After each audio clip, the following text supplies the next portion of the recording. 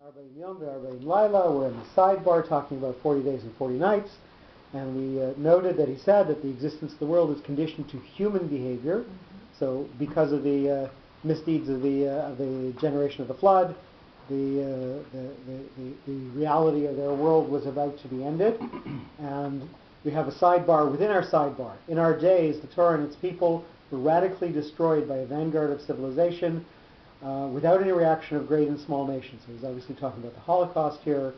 And you can almost hear him shudder in the next sentence. The sequences remain tacit, but may raise concern and suspense. You know, we live just beyond a generation where people could be so cruel to other people without anyone raising a hand to stop it. And the question is, if the generation of the flood was destroyed because of unconcern for their fellow and unconcern for morality, certainly you can sort of feel Mareh Yaakov shuddering here. Is this something that the world has to pay for now?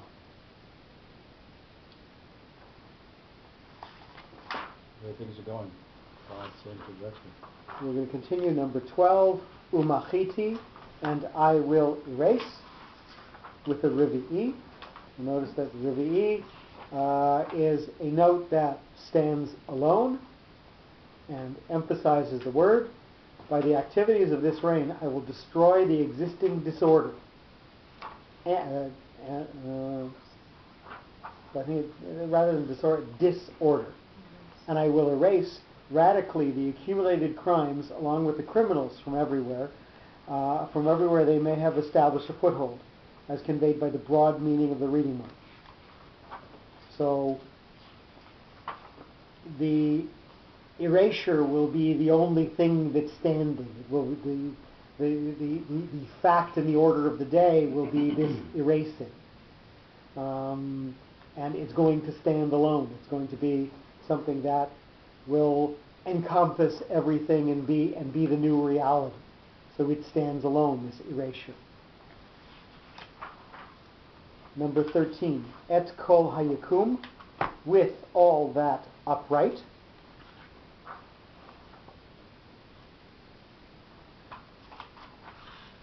So he doesn't translate the ha as the. So I'm intrigued, but okay. The destruction of the guilty individuals will be combined with all that upright, together with each establishment which facilitated the system of living, as demonstrated by the directional shape of the reading mark. This has a pashta, so this is something that's going to focus on that word and lead forward into what's going to come after it.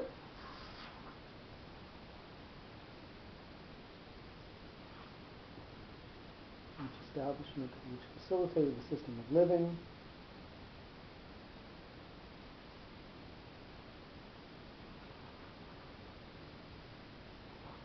His point here is that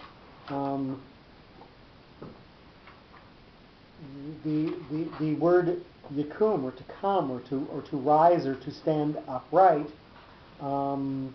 is literally the establishment. What is there at that point? So anything that has managed to raise its head over the surface of the ground, that in and of itself is what has all of that has gotten corrupted. Anything that has not remained domain, not remained completely silent and immobile, has corrupted itself. So everything, but land and rock and. So we have said that the corruption spread to the animals, right, and the birds, right, and even the seeds, even what is going to create the plants. right.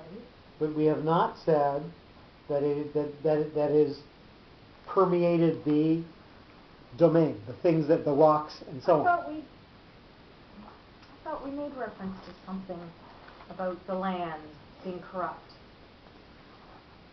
Didn't we? At one Noah point or refer Hamas or something. to how even the land was corrupt. Am I remembering incorrect? Yeah, Kimal Ahar Hamas. Right. That's Talking about the valleys and the... Yeah. 6:12. Supporting life in a deviant way.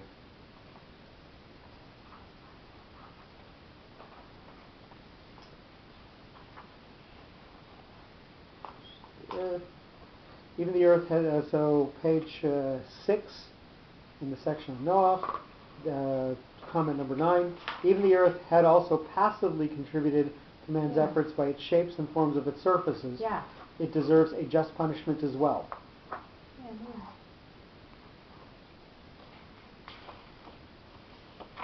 Well done. Touché. Combined with all that upright. So this separates itself out from the land still.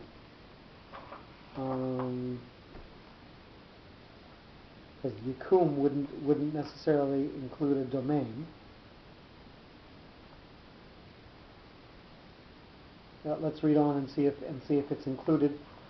See if it's included later on, because we have ha'adama as the last word in the sentence. So we'll see if we get there. If we get there, but he's focusing the level of punishment that's going to be on things that have arisen from the earth first. And again, that comes with a pashta, so it's going to lead in to the next word, asher, with a munach, with a zaket katon. Again, this is slightly separating itself from things that are before and leading on to things that are after it. Number 14, that. The punishment will be widespread and radical because the natural and artificial arrangements that were in existence have served as a contributing factor in the general decay, as depicted by the shape of the reading mark. So he's saying that the laws of nature literally are a contributing factor, and the way they were before is going to be separated out from the way that they're going to be afterwards. So we have that munach that says, not that way anymore, going to be this way now. Asiti, I made, number 15, with a katon, with a 2 dots. And so again, we'll remember this is a double-shaped note, so we're going to notice that it's going to refer to 2 different elements within it.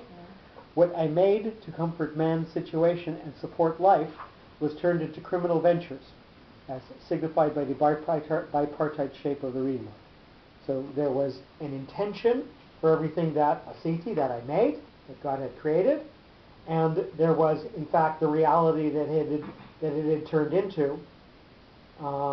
So it was made for a purpose. Its purpose was subverted. So the things that were made both had an original intention and a way that they turned out, and that's that doubleness of the note. Number 16, me'al, with a tipcha, from over. Tipcha looks back to what's come before and has a slight pause after it before we go ahead. Therefore, all will jointly disappear from over the surface without any remains, as emphasized by the reverse orientation of the directional reading mark. So, remember, we're saying all these things that God made, and from over, again, we're talking about things still that have arisen. So we're talking about those things that directly did something wrong by themselves. So we're talking about those things that were active in creating this distortion, including, as I said, with the word I made, the laws of that, I should say, the word number 14, the laws of nature themselves. Panei, the face of. So you'll notice that when I talk to you about a tipcha, I always mention that it's got this slight pause after. Well, it's not relevant here. okay, Pnei, the face of, sorry, that was a mistake. The face of, also, the face of various shapes. This is the Mercha. The forward-looking note looks to what's going to come after it. The face of various shapes and configurations on the surface of the earth will be altered as portrayed by the directional shape of the reading mark. This is not connected to what's come before it really tightly, and it's looking forward. So we've had this category of everything that's directly caused corruption in and of itself, or directly been corrupting itself, and al panei, on the face of, and now he's talking about the surface of the earth, so it's going to look forward to the last word, haaretz, so it's talking about that, but it's a little bit of a different category. Why? We've said before when we talked about the sin of the land was that it passively supported everything but didn't actively corrupt itself. So it's a separate category. That's why our me'al is with a mercha and doesn't look back like a tipcha. It doesn't connect itself to what's come before. All those things are actively changing themselves in order to be corrupt, and something that was just there, but by the way, didn't do anything to stop it. Haaretz, number 18, with a sof pasuk. Even the ground will be punished simultaneously and changed beyond recognition. So, again, everything is included in the destruction, but we have this slight different categorization of things that were yikum, things that grew up, and pnei kol haaretz, the face of pnei haaretz, the face of the ground, which passively was there, still supported it. We had the Holocaust comment before. Those people who stood by idly and didn't do anything. That's sort of the way. That's the group that he's including the ground in. And for the sake of the not present Alan Robbins, we're going to read the sentence. Ki miyamim od shiva Anochi mamtir al haaretz arba'im yom v'arba'im laila umachiti et kol hayakum asher asiti me'al pnei ha'adama. And we continue on with the next sentence. Vaya'as, and he did, with a tipcha. Tipcha again is a backwards looking note. So it's going to roll into it some of the thoughts from the previous sentence. When Noach completed the construction of the ark and accumulated necessary food reserves, he became aware that the ground too would be altered and deprived of its vegetation in relationship with the end of the previous sentence. So that's why we've got a tipcha. He worried about how he would be able to restore the functions of the earth to grow food again. And he did gather seeds and roots of various plantations, justifying his title, Ish Ha'adama, man of the ground, which we'll come to later, as referred backwards by the directional shape of the reading mark. So, Vaya'as refers us back to Pnei Haaretz, the fact that even the face of the ground is going to be changed, and therefore the ability to grow food again, to grow plants again, to repopulate the vegetation of the earth became one of Noah's concern as well. Noach, with an etnachta. This is again that stabilizing note, possibly with a way of looking up. Just as Noach was concerned to preserve the animated life on earth, he also took care to secure sources for its maintenance, as indicated by the stabilizing shape of the reading mark. So Noach is looking for the ability to create a stable world after the flood. And that now becomes his focus, rather than, again, being able to fulfill the higher and more difficult task of inspiring the people of his generation. Kechol, with a mercha, like most. As opposed to as all, like all.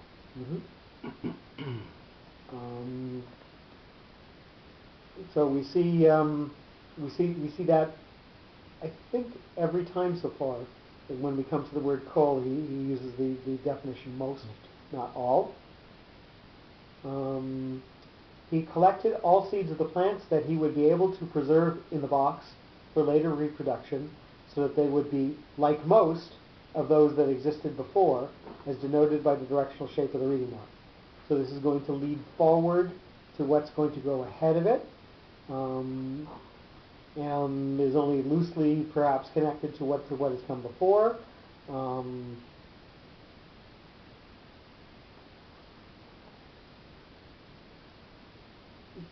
Noach is trying to recreate the world, but with the definition of kol as being most, we realize that he does his best, but is not perfect. Asher tzivahu, that he had ordered him, with a tipcha. So this is a backwards-looking note, folds in the concept that's gone before it. That was Noach's additional task, to save some of the flora of the world and support the life of the people and the fauna alike, as living samples of creation of God that he had ordered him to preserve, as stressed by the closing shape of the directional reading mark. So Noach is told to gather animals and to gather the food that they're going to eat, but he's not anywhere specifically ordered to collect plants. So the question is, did Noach bring plants onto the ark or not? It doesn't appear in the text anywhere, and certainly when we have the story of later on when Noach goes out of the ark, what's the first sign that he knows that the land has rehabilitated itself? The dove brings him an olive branch. So quite obviously the earth had restored the plants by itself without Noach having to necessarily seed that or do that. I was wondering. So the question becomes, did Noach save plant life other than food plants or not? And certainly Mareh Yaakov's contention is that he did, because of his concern of Panei Haaretz, that the face of the land is going to be different. Noach later on being identified as an Ish Hadamah, as a man of the ground, had concern for repopulating the ground as best he could as well. So this again might be more Noah's self-interest, looking after his hobby or his natural talent, rather than looking after what God had told him to look after. So we have these last 7 days, and all of a sudden Noach says, might not be able to have my hobby afterwards. Better do something to try and preserve the plants as well. My hobby, or how am I going to... Or enough to take again, his food on the natural boat talent, right? for Noach them. is Ish Adamah, so he's somebody who has a connection to this. He's aware of it. Not How only is he his gonna feed all these animals? not only his awareness of it, but it's part of his character. It's part of his personality, and he's preserving it, perhaps just because that it's part of his personality, not because he's necessarily been given any commandment to do that. And again, it might speak to his detriment that, he didn't make any such effort to save any of the people around. He just goes ahead and saves the things that are important to his character. Or literally, he's Ish Hadamah. Or if in thinking, like if he's told to save these animals, again, how is he going to continue to save these animals? Well, no. He's told not only to save the animals, but to save those things that will feed the animals. So he's told that. Right. So what about other plants? Other plants that those animals don't necessarily eat. So that's, I think, what we're focusing on here. That he's trying to save those as well. Well, who says not everything got eaten by all the animals? Yeah, maybe it's also medicinal and Yeah, that's what I'm saying. There's a use for everything at some point. But in any event, it seems like a practical move on his part. An intent to see through the catastrophe and come up with a more stable situation that he can help maintain afterwards. And so we saw that at Nachta, where he was trying to stabilize the world after this catastrophe. But we'll notice that kechol is separating out from the word asher, or is leading into asher tzivahu, that he had ordered him with a tivcha. So that's looking back to the kechol. That was Noach's additional task, to save some of the flora of the world and support the life of the people and fauna alike as living samples of creation of God that he had ordered him to preserve, as stressed by the closing shape of the reading, closing shape of the directional reading mark. So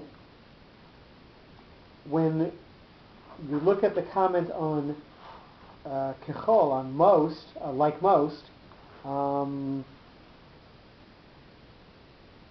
it implied that Noach was trying to make the world like it was before. And when we get to the idea of asher tzivahu, we realize that those two are connected. So he's not saving necessarily things that he wasn't commanded to save. You know, he might have had that intention, and then he only ended up saving those things that he specifically had been told to preserve. So there's a very subtle difference between the wording of number 3 and number 4. When we say the things, those that existed before, that contrasts with asher tzivahu. That contrasts with only those things that he was specifically ordered to. And I think that's a subtlety in the text that we need to sort of pick up on. That Noach might have had intentions that got turned into what God had willed only. So you look a little puzzled. Are you getting the fine distinction that I'm trying to make here? I understand the distinctions. I'm not sure how they come together in the sentence, in the Parshat. Because we have Noach's intention, and then what he actually did. He's trying to collect kechol, like most, to make the world like it was before, but he ends up only collecting asher tzivahu. He only collects what he was told, what he in fact was ordered to collect.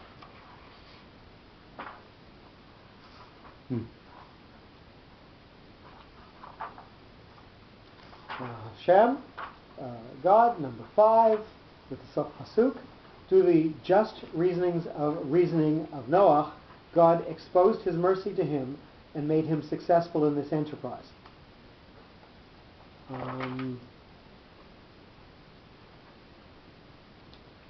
So we have different names that God is known by. Elohim is the name of strict judgment. Hashem is the name of mercy. So the question is, which way is God appearing to him? Is he appearing to him as Hashem? He's appearing to him as the God that's merciful. Noach gets all excited. I got to save the plants. And God allows him, in his mercy, to succeed in that. And we stabilize and end the sentence with God coming in as an act of mercy to, again, assuage another one of Noach's fears. We see throughout the past couple of psukim that Noach has fears that he won't be able to complete the task, fears that he's going to do it wrong, and God comes again in this guise of mercy to give him reassurance at the beginning or at the end of each task. Remark Vaya'as Noach, and he did Noach, indicates additional contributions of Noach. Besides the work connected with the ark proper, Noach was preoccupied with feverish work of last-minute preparations and preservations.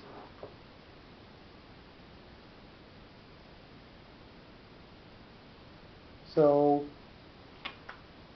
we get to these last 7 days, and we figure that, okay, these are 7 days that are separated out, that the flood could have happened already.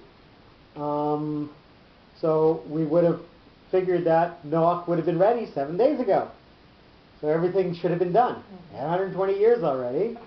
Should have been ready. What's he doing? He's packing more stuff in, shoving it into the suitcase at the last second. Imagine that. Noach is human. Exactly. I was going to say, you are clearly not a Jewish mother who's expecting company the next day. You've got everything cooked up and you're going, there's not going to be enough. I have to do another chicken at 2 in the morning. But if you'll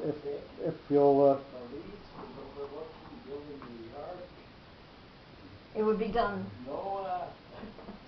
no, it would have been done in a week and a half. everything would have been in a labeled package. Absolutely. It would have been filed alphabetically. That's right, where the goats, where the elephants, we're missing one. And aesthetically beautiful. That's right. Yes, there was a bow around the goat. So the element that I introduced that we wanted to look at as we did each sentence was to realize that the ratio, the first half of the sentence, was perhaps this concept of more elevated, and the second half was this concept of less elevated, and we got a pretty difficult sentence to deal with here. Vayas Noach, and Noach did. Kechol asher tzivahu Hashem. Everything that Hashem commanded him. Both of them sound pretty good. Until we get to that difference between Kechol asher tzivahu. Vayas Noach. Noach did. That's great. Noach fulfilled what he was supposed to do, or as we learn perhaps here, he did more things in an effort to frantically preserve something else that he thought might be lost. But Kechol, he might have tried to put some of his own intentions into it, not just Asher Tzivahu Hashem. God mercifully let him collect those things, but they were sort of to Noach's ego, not necessarily what originally had been said to have been necessary. So God gave him that mercy that he allowed him to save those couple of extra things as well. And that way the ratio becomes something that's more elevated in the Seifa, also elevated, but not as much as the first half of the sentence. Exactly. I'm Right. thinking You the need those mosquitoes. raspberries. The mosquitoes to get really eaten. And again, we read the sentence out loud. Vayas Noach kechol asher tzivahu Hashem. And I think we'll do one more sentence for tonight. We're on Parak Zion, 7th chapter, the 6th sentence. And Noach with a Zakef Gadol. A Zakef Gadol, we haven't come across too many of those yet, is a line with 2 dots beside it. It goes above the note. It is a trumpet. It's something that makes that word stand out by itself and brings attention to it. He followed orders of God by exact fulfillment of all details, and Noach also made the greatest contribution to humanity, life, and to the world, as indicated by the details of the shape of the reading mark. So, if you notice, this is a note that in fact has 3 elements to it. It has the 2 dots of the katon, and it's got a separating line of telling you that it's going to stand out by itself. Which is hard to see. It's kind of blurred here. Is the 2 dots first? Yes. On the right? And, I just want to rewrite it. I can't do it. Go to my page, and we will demonstrate it for the camera.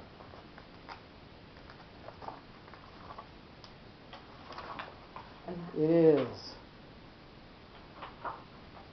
2 dots first, followed by a straight line of equal height. I'm sorry, of equal height to the 2 dots.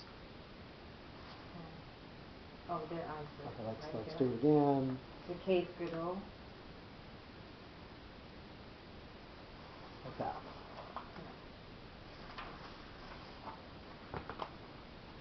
So Noah stands out as the one who still managed to achieve all of these wonderful things. and he separates and distinguishes himself, and that's why he gets a trumpet. That's why he gets a major recognition here. Ben Shesh, old 6. Interesting definition of Ben, the son of, or having acquired. And when we say how old are you, Ani ben chamesh, ben chamishim shana, I'm 50 years old. But Ben literally means son of. And here in context, he's defining the word Ben as old. Old 6.